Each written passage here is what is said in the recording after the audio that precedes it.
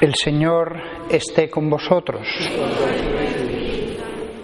Lectura del Santo Evangelio según San Mateo.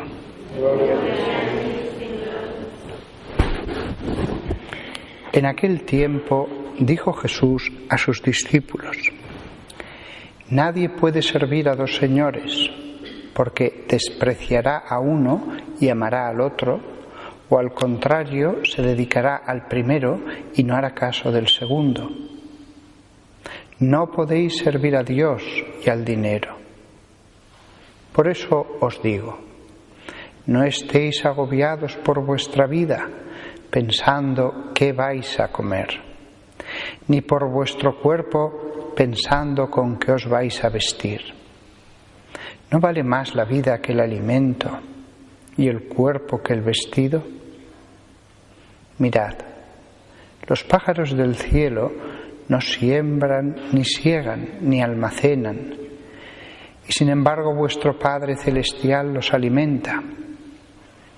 ¿No valéis vosotros más que ellos? ¿Quién de vosotros, a fuerza de agobiarse, podrá añadir una hora al tiempo de su vida? ¿Por qué os agobiáis por el vestido? Fijaos cómo crecen los lirios del campo, ni trabajan ni hilan. Y os digo que ni Salomón, en todo su fasto, estaba vestido como uno de ellos. Pues si a la hierba que hoy está en el campo y mañana se arroja al horno, Dios la viste así, ¿no hará mucho más por vosotros, gente de poca fe? No andéis agobiados pensando qué vais a comer, o qué vais a beber, o con qué os vais a vestir. Los paganos se afanan por estas cosas.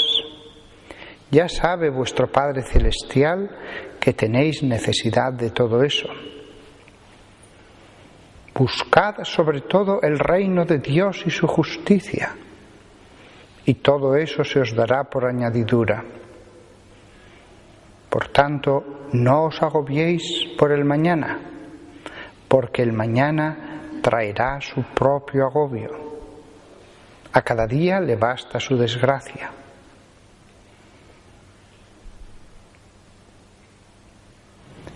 Palabra del Señor.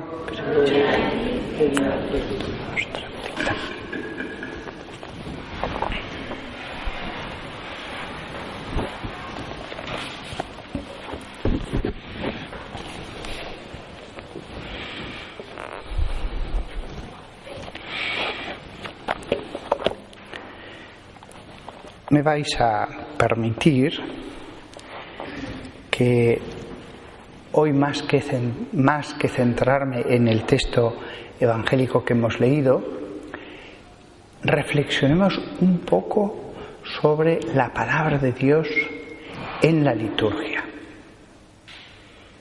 La palabra de Dios en la liturgia. Y todavía más veo conveniente esto porque las religiosas de esta comunidad contemplativa se pasan toda la vida meditando y reflexionando los textos bíblicos en el coro a lo largo de las distintas horas de la liturgia que van cantando. Es una vida alrededor de la palabra en la liturgia. Por eso he dicho, un sermón sobre este tema sería bueno. Aunque bueno, son reflexiones que quisiera simplemente ir desgranando para que, sobre todo, cada religiosa pudiera después meditarlo, cada punto, y que su oración, su escucha orante de la palabra se enriqueciera con algunos de estos puntos que voy a decir. Lo primero de todo es que la celebración litúrgica es lugar privilegiado para la escucha de la palabra de Dios. Es cierto que no debemos dejar nosotros la escucha de la palabra a solas. Abrimos la Biblia y continuamos el libro que dejamos ayer y avanzamos otro poco más, sin prisas. Lo meditamos, nos detenemos donde queramos, podemos tomar una frase o una palabra y no hay ningún afán por acabar toda la Biblia. Es un recorrido transformante escuchando a Dios. Pero del mismo modo que la palabra resuena de un modo tan profundo en la escucha personal, a solas, Dios y yo, la celebración litúrgica es un lugar privilegiado, resuena de otra manera. Es una proclamación, no es meramente una lectura. La palabra es proclamada con toda su fuerza a veces, con un tono que no puede tener la mera lectura. En ese sentido, la lectura personal de la Biblia y la proclamación comunitaria de la palabra se entretejen muy bien, se complementan muy bien. Son dos formas de acercarse a la palabra de Dios, cada una con sus efectos propios. Ninguno debería privarse de los dos modos, no hay por qué elegir. De hecho, hasta la misma Biblia, en muchos de sus pasajes, tiene un tono claramente proclamativo. Tiene un tono que claramente es la comunidad la que está pronunciando eso con todo su corazón. Esto nos hace ver también, lo que acabo de decir, a la Iglesia, el templo, como la casa de la palabra. Es cierto que no solamente está la palabra de Dios, hay más cosas, ni siquiera solo la Eucaristía, las imágenes de los santos que nos llevan a Dios, los ángeles que habitan en ella, etc. Pero este es un aspecto interesante. La Iglesia, el templo material, como la casa de la palabra.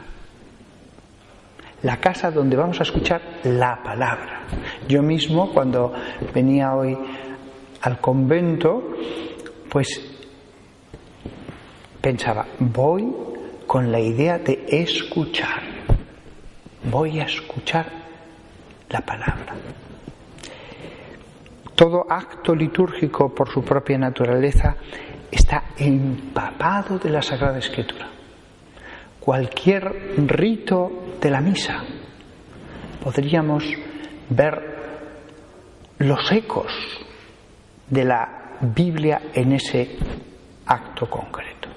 Incluso yo ahora mismo, que estoy hablando de la palabra, podríamos encontrar pasajes desde Moisés, pasando por los profetas, o el mismo Jesús, hasta San Pablo o San Juan, en que hacían lo mismo que hago yo, ante un grupito de gente, explicarles la palabra. No repetirla, sino después de haber escuchado la palabra, explicarla.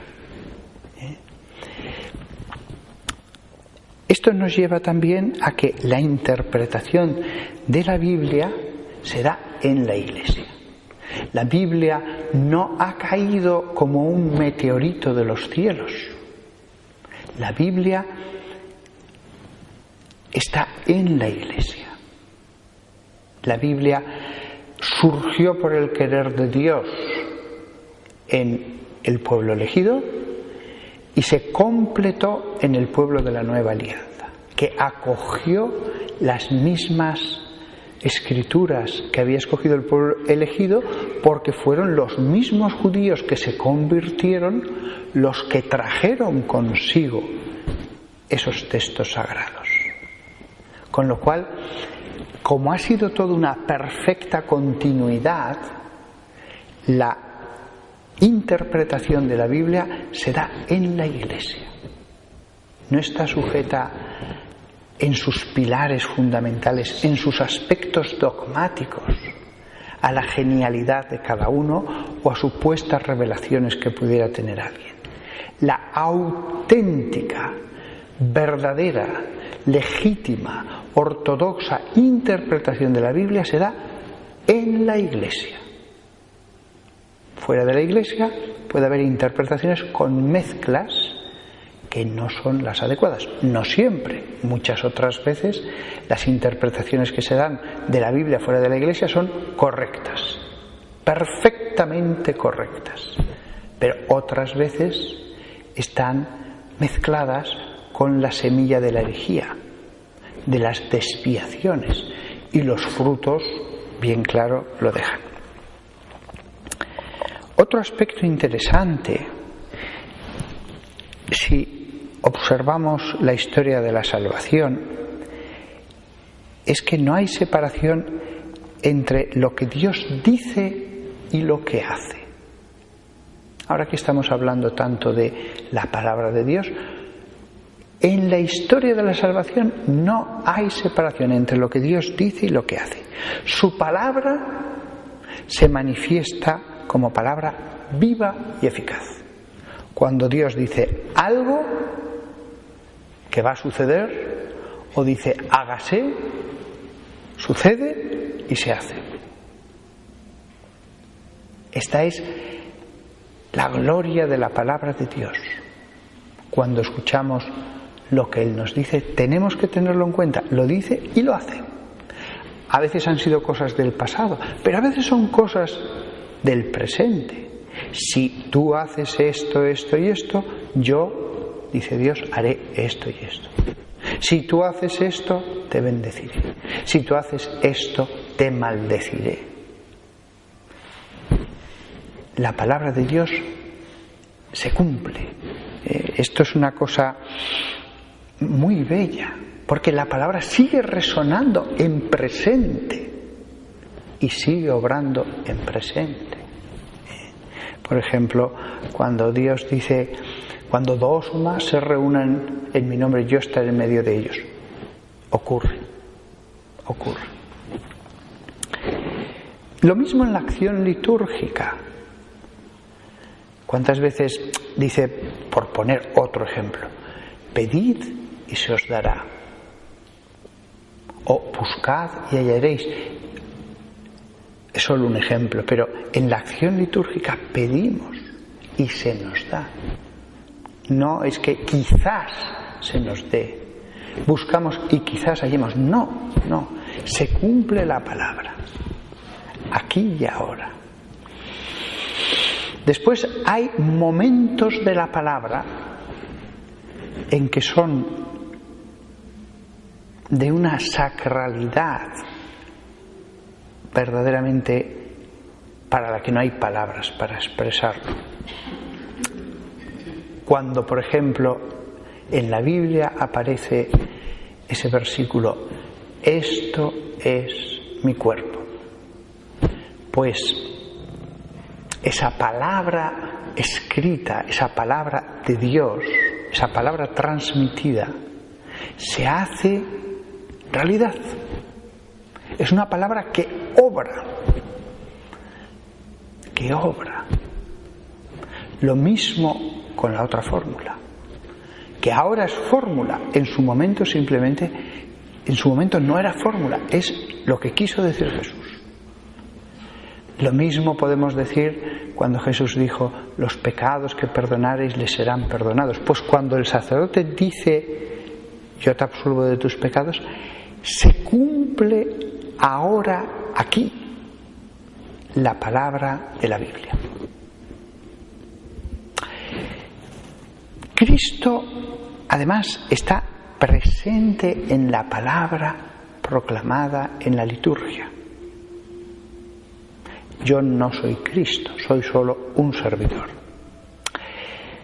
Pero cuando leemos la Biblia, es un modo de estar escuchando a Dios, que es el autor de la Biblia, y por tanto, en cierto modo, también a Jesús, Digo en cierto modo porque es verdad que estamos escuchando la palabra que procedió de la boca de Isaías, o la palabra que procedió exactamente de la boca de el apóstol Judas Tadeo. Sí, pero Jesús nos habla a través de ellos, porque Dios es el autor de esas palabras, con lo cual se dice lo que Él quiso y es como si Él estuviera contemplando nuestra escucha y actuando en nuestras almas. La presencia de Cristo en su palabra. Palabra directa en los evangelios, palabra indirecta fuera de los evangelios, pero al final, por medio indirecto, se dice solo lo que Dios ha determinado. Después, fijaos la conexión que existe entre la palabra tal como se nos ha dado y la palabra celebrada. Por ejemplo, hay una palabra anunciada. Yo hablo con una persona en la calle que me para, esto a veces sucede, e intento llevarle a Dios, y a veces le digo un versículo, o aunque no lo cite literalmente, en el fondo sé que estoy usando lo que dice ese versículo para tratarle de llevar a Dios. Hay una palabra anunciada. Pero hay también una palabra celebrada, una palabra que no tiene como fin el decir algo que no conocían los que están sentados en el banco y lo escuchan, que a lo mejor lo han escuchado ya en su vida, no exagero, 40 veces, porque ya uno tiene 70 años y hay textos que se repiten continuamente, pero se celebra esa palabra. Se glorifica a Dios a través de su palabra. Resuena la palabra alrededor del altar como una especie de incienso que rodea el altar. La palabra de Dios, que resuena como glorificación de Dios mismo. Y por último, aunque este tema daría mucho más de sí, la palabra de Dios y la Eucaristía, la misa, se interpenetran mutuamente. Lo he dicho antes al principio, cada rito de la misa podríamos encontrar varios versículos que lo iluminan, que lo fundamentan, que le dan nuevos sentidos. Es la palabra de Dios la que nos lleva a vivir de un modo más intenso, teológicamente lleno de sabiduría, los ritos de la misa. Ya no digamos nada, el centro de la misa, que es las especies eucarísticas, y respecto a las cuales las palabras bíblicas son como el eco de ese Jesús que está allí. En ese sentido decía que la Biblia es como el incienso que está como un aroma alrededor del ara sobre la que se va a poner Cristo. No vamos a escuchar nada directamente de las especies eucarísticas. Están en silencio de un modo físico, pero de un modo físico sí que escuchamos a la Biblia. Y de un modo ya silencioso e invisible resuenan en nosotros los ecos de la Biblia proclamada. En ese sentido, la palabra de Dios es como un incienso alrededor del altar de Dios. La Biblia no es Dios, es solamente la palabra creada que ha salido de su boca. Es la palabra humana que nosotros escuchamos. La Biblia no es Dios, es una creación de Dios. Es una grandísima creación de Dios, porque va a ser la gran comunicación, ya que hemos hablado de la misa, entre esas especies eucarísticas que se mantienen físicamente en silencio y la persona que desearía escuchar físicamente a Jesús. Es cierto que las especies eucarísticas, cuando uno se pone en oración, sí que pueden inspirar al alma, sí que pueden, por lo tanto, hablar en silencio.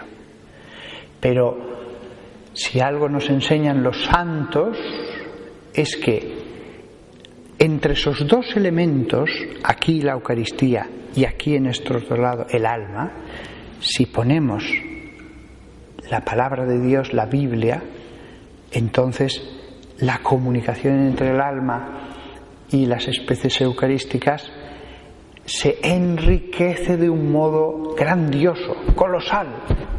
Los santos, no ya la Biblia entera, a veces un versículo entero les servía para meditarlo toda la vida. Santa Teresa de Jesús, por ejemplo, era cantaré las misericordias del Señor eternamente. Y así podríamos seguir con otros santos que tenían su texto, su pasaje. La palabra de Dios como incienso alrededor del altar. Incienso que está alrededor y que sube, porque a veces la palabra es algo orante, como los salmos, que suben para pedir a Dios. A veces lo que sube no es ninguna petición, es la alabanza, la glorificación, a veces la acción de gracias. Pues nada más, que demos gracias a Dios por este regalo que el Señor nos ha hecho y que nos aprovechemos de beber las aguas puras, cristalinas de la Biblia en la Iglesia, que es donde han aparecido y donde son interpretadas y donde son proclamadas.